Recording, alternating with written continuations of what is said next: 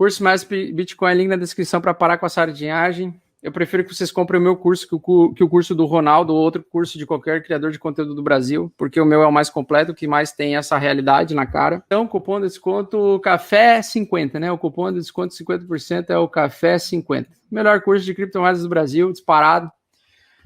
7 dias de arrependimento para quem entrar lá, achar que é uma merda e pode pedir dinheiro de volta, eu reembolso na mesma hora.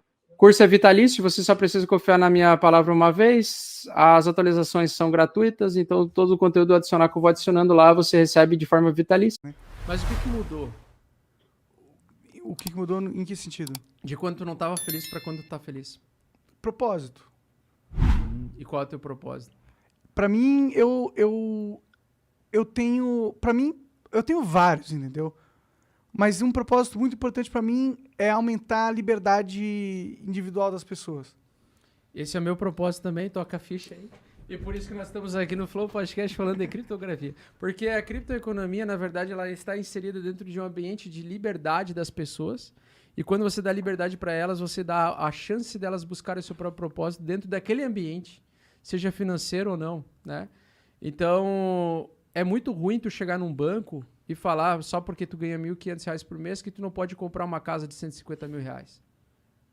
Não é uma merda? É uma merda. Não esmaga teu sonho? Esmaga o sonho de Mas algumas se pessoas. tu não precisa comprovar que tu vai ganhar 1.500 durante 10 anos, só que se tiver um contrato inteligente que te dá os 150 mil e enquanto tu estiver pagando ele você vai ter acesso a esse dinheiro, isso não te dá um pouco mais de liberdade? Com certeza. E aí passa... A tua decisão já não passa mais por um juizado especial de um órgão central. Centralizado, é. Então, o mercado cripto, a gente fala em liberdade real das pessoas. A gente sabe que é volátil, só que as pessoas elas não sabem lidar com a volatilidade. Eu queria te perguntar assim, como é que foi...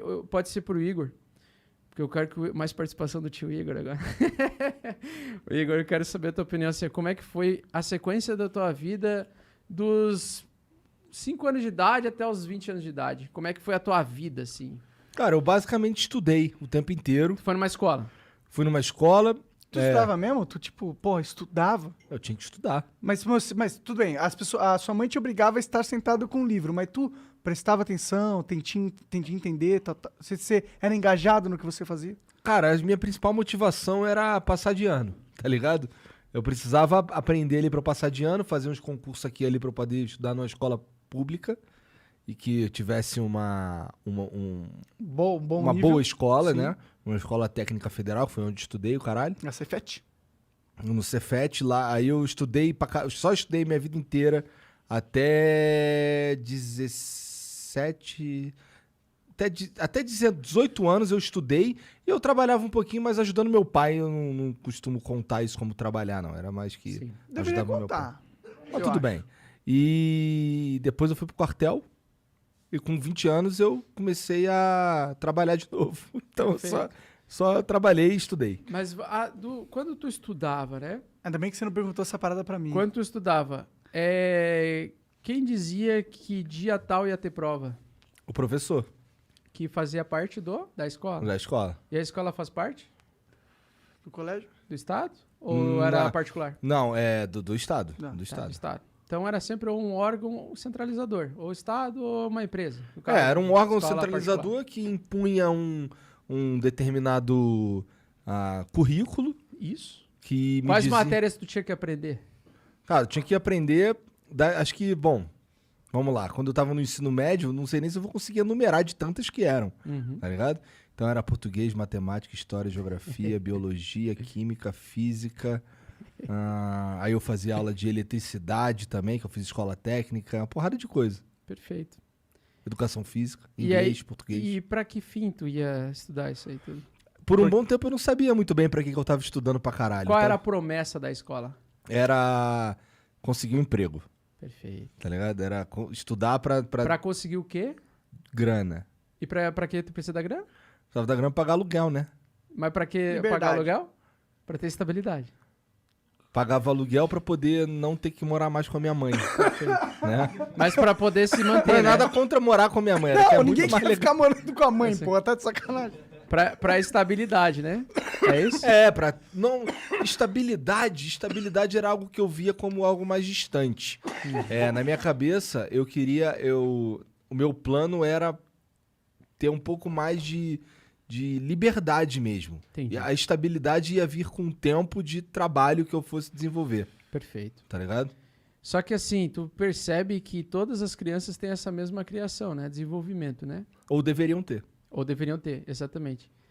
Essas crianças, a gente, né? Isso não é nenhum pecado. É o sistema, e ele funciona assim, e tá tudo certo. Mas ele não prepara a nossa psicologia para o inevitável, o caos e o que a gente não consegue controlar.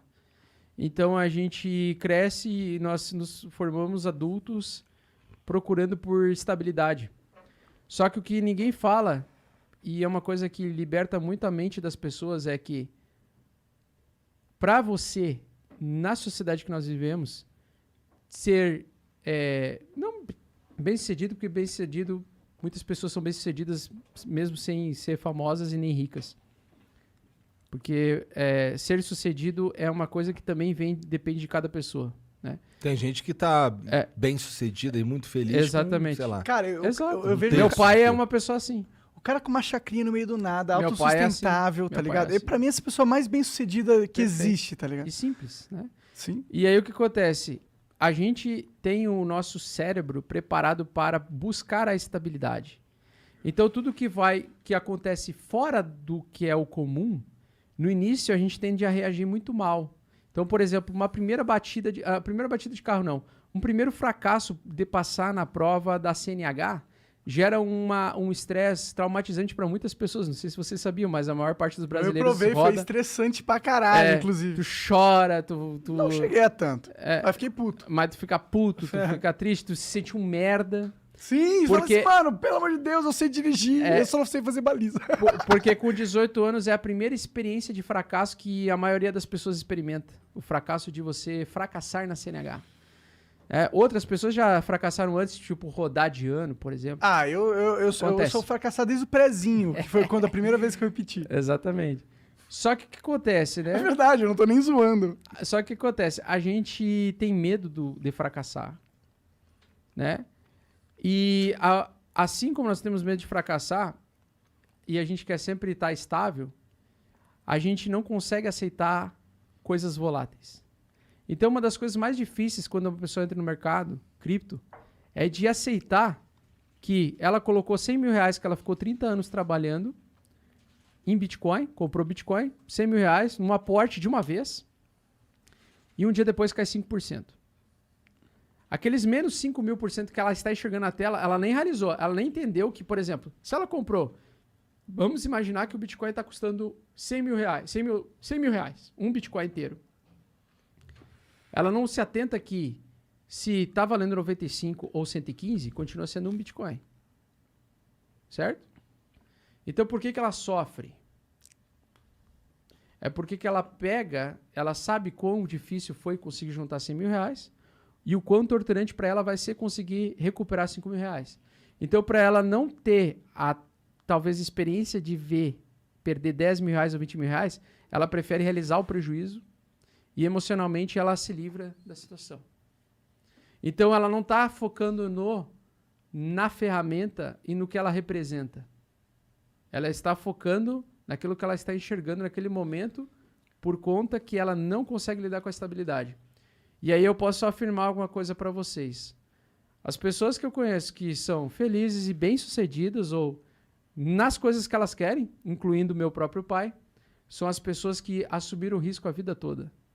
E toda vez que você assume que a vida é volátil, você consegue aproveitar e se beneficiar dos momentos ruins para você se posicionar e dos momentos gloriosos para você colher. Então, e isso se reflete na nossa natureza. Em algumas regiões, você tem um período de plantio para que no ciclo seguinte você consiga colher. Da mesma forma que você não consegue garantir que vai ter chuva ou vai ter pouca chuva e as suas plantas não brotarem, você sempre vai assumir um risco de colher lá na frente. Então, o que acontece, e a minha missão na Terra, a minha mensagem que eu quero passar com o mercado cripto a volatilidade não é o problema, ela é a solução. Quanto mais volátil é o mercado, melhor. Se você conseguir utilizar ferramentas, eu ensino a média de 8 semanal, gratuitamente, eu ensino para qualquer pessoa. Você usar uma base matemática da cotação média em relação a 8 semanas anteriores, se o preço está sendo cotado acima dessa média, a tendência é que você valorize o seu dinheiro. É o momento em que você pode plantar e colher na frente.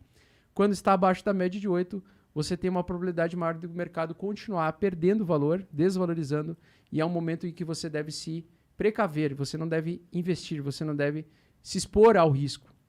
Então você tem que aprender a entender que a volatilidade ela existe e você tem que tentar usar uma ferramenta para conseguir amenizar esse risco. É a mesma coisa de você diversificar a carteira, né?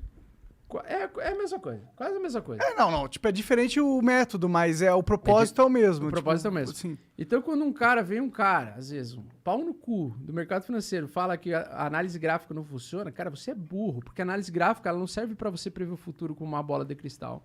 Não é para você se tornar o Laio do Thundercats, colocar a espada justiceira no meio da testa, falar, e espada justiceira me dê a visão além do alcance. É o olho de Tandera que dá visão além do alcance. Todo mundo acha isso, né, da análise gráfica, né? Você desenha lá e você projeta. É um identificamento de padrões, né? É um identificamento de padrões. Análise gráfica é para identificar padrões repetitivos e aumentar a tua probabilidade.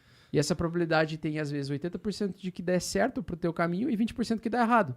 Mesmo com a probabilidade de te dar 80% de chance de dar certo, a existência dos 20% se mantém a mesma. E a probabilidade se mantém a mesma. Então, ao longo do prazo, se você usar a estratégia, dá 100 você vezes, tende a ganhar. 20 vezes vai dar merda. Então, por isso que você tem que ter um setup. E não tem como você ser lucrativo no médio e longo prazo sem um setup.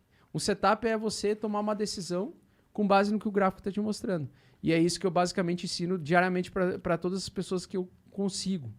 Porque se você consegue dominar o mercado volátil, você consegue dominar a si mesmo. E você começa a sair do papel de vítima, de que fatores externos rolam contra você, que é o que acontece muito comum quando a pessoa entra no mercado, ela fala assim, o mercado caiu, fiquei tranquilo, o mercado caiu porque eu comprei. Ou o mercado subiu porque eu vendi. Isso é o primeiro pensamento de uma mente ansiosa, uma mente que não sabe lidar com a volatilidade.